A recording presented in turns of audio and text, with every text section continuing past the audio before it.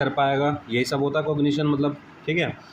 Thinking, memory, learning, ये सब होता है। प्लानिंग कर पाएगा। जजमेंट यानी अपना जजमेंट दे पाएगा, एक डिसीजन प्रॉपर बना पाएगा अपना एक, ठीक है।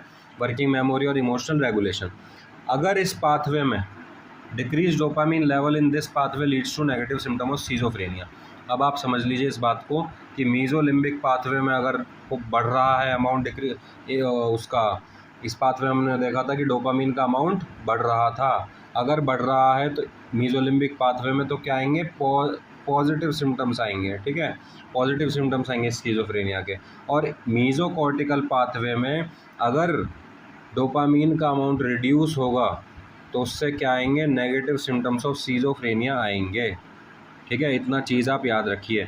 अब नेगेटिव सिम्टम ऑफ सीजोफ्रेनिया क्या है, सोशल विड्रॉल, ब्लंटेड अफेक्ट, ठीक है, यानी इमोशनलेस एक्सप्रेशन।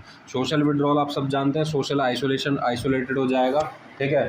सोशली बिल्कुल अपने आप को अलग कर लेगा, आइसोलेटेड कर लेगा, सोसाइटी में कोई मतलब नहीं रखेगा किसी से, ठीक है। दूसरा ब्लंटेड अफेक्ट। ब्लंटेड अफेक्ट का मतलब है कि इमोशनलेस एक्सप्रेशन, उसके जो एक्सप्रेशन आएंगे वो फेस पे बिल्कुल ब्लंट का मतलब होता है एक दो एंड होता है ना नाइफ के, एक शार्प होता है एक ब्लंट एंड होता है। तो शार्प वाला तो काटता है, ब्लंट होता है जो नहीं काटता, बिल्कुल। तो वैसा ही ब्लंटेड अफेक्ट आ जाएगा, कोई इमोशनलेस एक्सप्रेशन कुछ नहीं कर पाएगा वो, ठीक है। कोई एक्सप्रेशन अपने फेस पे नहीं देगा।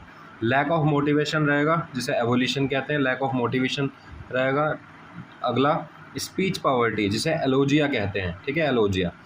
अगला नो प्लेजर, कोई प्लेजर फील नहीं करेगा। पुअर अटेंशन एंड मेमोरी, क्योंकि इसके फंक्शन क्या थे, जब भी यहाँ से डोपामीन फ्लो कर रहा था तो cognition, planning, judgment, decision making, memory, working memory और इमोशनल रेगुलेशन।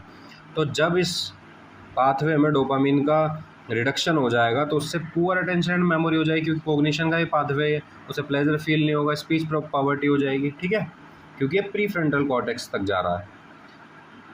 तो इसमें क्या है, इसमें मैं आपको बताऊंगा, ठीक है। इतना आपको समझ में आ गया होगा आई होप, मीजोकॉर्टिकल पाथवे में कैसे नेगेटिव सिम्टम्स आने स्किज़ोफ्रेनिया के, डिक्रीज हुआ डोपामीन का लेवल, ठीक है। और ये जो पाथवे था ये लॉजिक और थिंकिंग का पाथवे था।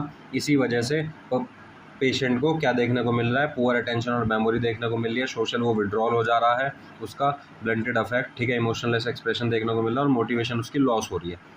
चलिए अगला, कि इसमें एटिपिकल एंटीसाइकोटिक्स, ठीक है, जिसे सेकंड जनरेशन एंटीसाइकोटिक्स भी कहते हैं, वो प्रेफर्ड की जाएंगी इसमें, ठीक है। एटिपिकल एंटीसाइकोटिक्स और टिपिकल एंटीसाइकोटिक्स के बारे में अभी देखेंगे हम। तो एटिपिकल एंटीसाइकोटिक्स, जिन्हें हम सेकंड जनरेशन एंटीसाइकोटिक कहते हैं, वो इसमें प्रेफर करी जाएंगी। क्यों? क्योंकि mild D2 receptor blocker plus FST2A, यानी कि